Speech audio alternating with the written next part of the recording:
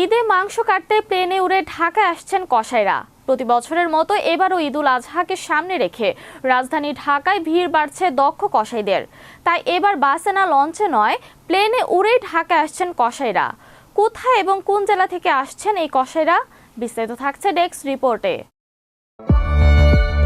প্রতি বছরের মতো এবারও ঈদুল আজহাকে সামনে রেখে রাজধানী ঢাকায় ভিড় বাড়ছে নীলফামারীর সৈয়দপুরের দক্ষ কসাইদের। পশু জবাই, চামড়া অক্ষত রেখে ছাড়ানো এবং নিখুঁতভাবে মাংস কাটার দক্ষতার কারণে তাদের চাহিদা বেশি। কেউ ট্রেনে বা কেউ বাসে রওনা দিলেও সময় বাঁচাতে অনেকেই এবার বিমানে করে ঢাকায় যাচ্ছেন। কি অবাক হচ্ছেন? ঈদুল আজহা উপলক্ষে কোরবানির কাজ করতে সৈয়দপুর থেকে শতাধিক কসাই ঢাকার বিভিন্ন এলাকায় ছড়িয়ে পড়েছে। ঈদের কয়েকদিন রাজধানীর বাড়ি বাড়ি গিয়ে তারা পশু জবাই, মাংস টুকরো করা ও ভাগ করে দেওয়ার কাজ করেন। এই স্বল্প সময় তাদের সম্মিলিত আয় দাঁড়ায় কয়েক লাখ টাকা। সৈয়দপুর মাংস ব্যবসায়ী সমিতির সভাপতি নাদিম কোরাইশি জানান, ঈদের আগের দিন 10 সদস্যের একটি দল নিয়ে তিনি বিমানে ঢাকায় যাবেন।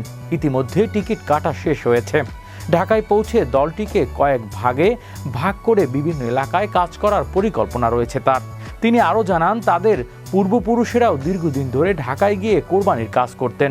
ছোটবেলা থেকেই পশু জবাই ও মাংস কাটার কাজ শিখে বড় হয়েছেন তারা। গোলাঘাট এলাকার কসাই সুলতান জানায়, ঈদের অনেক আগেই ঢাকায় বিভিন্ন পরিবার তাদের বুকিং দিয়ে রাখে। তিনি আরও বলেন, মোহাম্মদপুরে আত্মীয় থাকার কারণে কয়েকজনকে সঙ্গে নিয়ে আগেভাগেই বিমানে করে ঢাকায় চলে এসেছেন।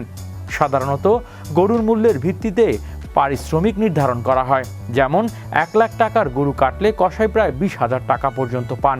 তাই বাড়তি খরচ হলেও বিমানে যাতায়াত করাকে লাভজনক মনে করছে তারা। হৃদয় আশিস, বিশ্ব বাংলা 24 নিউজ ডেস্ক।